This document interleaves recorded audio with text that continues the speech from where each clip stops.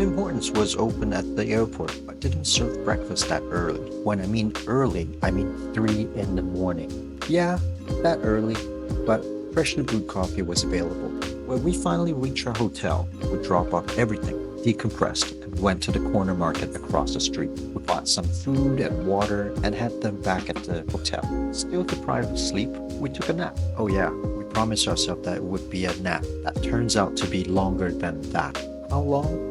Let's say dusk fell as fast as I pulled the curtains away. After having sushi for dinner, we tore the night away, headed back to our hotel, and started day 2 fresh in the morning. The morning was peaceful. You see owners walking their dogs, people riding e-scooters and e-bikes, and the streets are spotless, and I love it. I give credit to these guys. I have been talking to the locals, and from what I heard, they are getting a head start preparing for the Olympic events that will take place in 2028. Pardon me while I enjoy my cup of coffee. Palm trees are not a thing in Canada. Simply put, we can't grow them in colder climates, and my wife goes gaga over them. This is Terrace Theater. They host a variety of shows including musicals, concerts, and comedy. Stuff like that. Hey, I heard Air Supply is coming soon. Gosh, am I showing my age? Staying on the outskirts of downtown core was a smart move. As mentioned, it is more laid back in the morning and away from the busy streets, and everything we wanted to see was still within walking distance.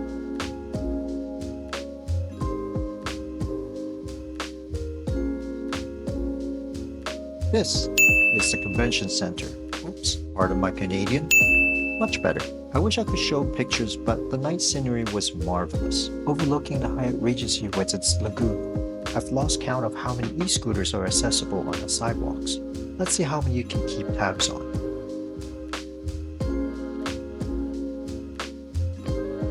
Our son here, he's our water boy. The heat here was no joke, so refill your bottle as many times as you can. And that's what I call high quality H2O. We were getting hungry at this point. We went here hoping to find food court of some kind, but there was nothing that I could spot.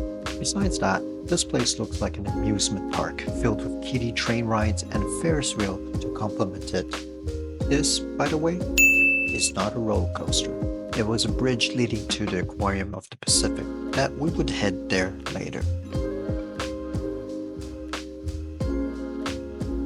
Finally, some food.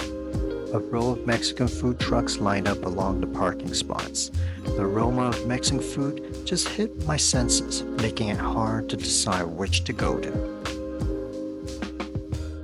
This is horchata, a signature Spanish beverage made from rice, water, sugar, cinnamon, and vanilla extract.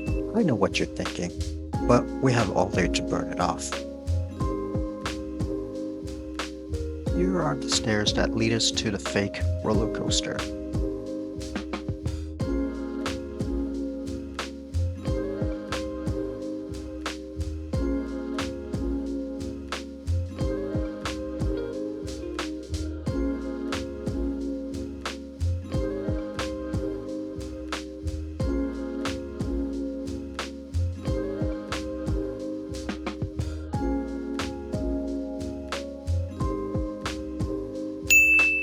Type Seashell Park Long Beach on Google Maps and you'll see it looks like a seashell from the top view.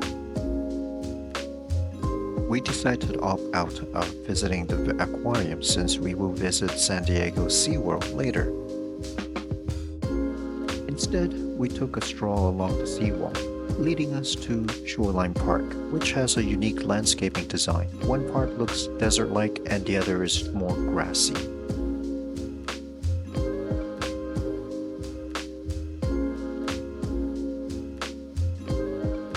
Wait, is that a car on water? Was it a Ferrari or a Corvette? Whatever it was, with that much horsepower, it could travel anywhere.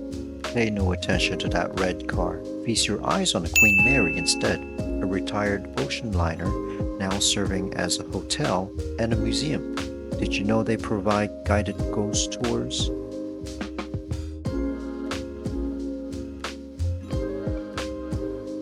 That's like the fifth time my hat gets blown away.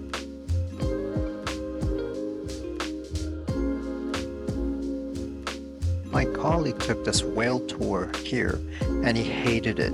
He puked his guts out due to the choppy waters. And when I asked if he saw any whales that day, he said, "I don't care." And you know what? I took this advice to heart. Thanks for the pro tip. Now, if you want to travel in style on Long Beach, try this mode of flexi transportation. This bad boy is powered by legs and willpower for the most challenging section of the path. The round trip takes about 1 hour to complete.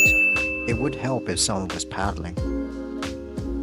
The coastline stretches approximately 28 miles or about 45 kilometers. To put that into perspective, about 350 buses line up bumper to bumper. I don't know why I keep staring this. It's just a dummy wheel.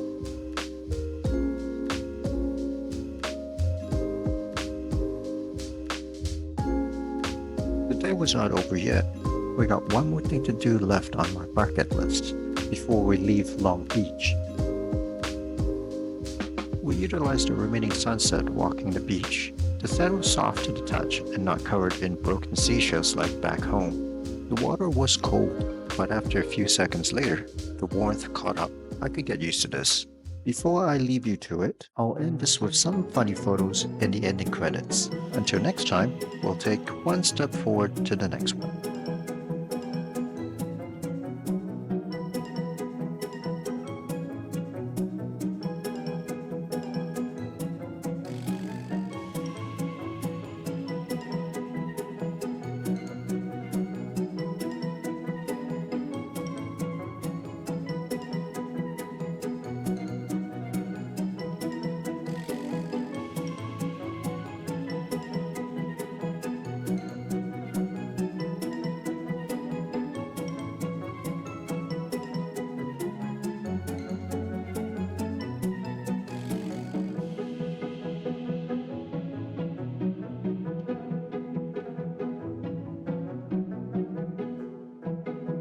And that's what I call high quality A2O.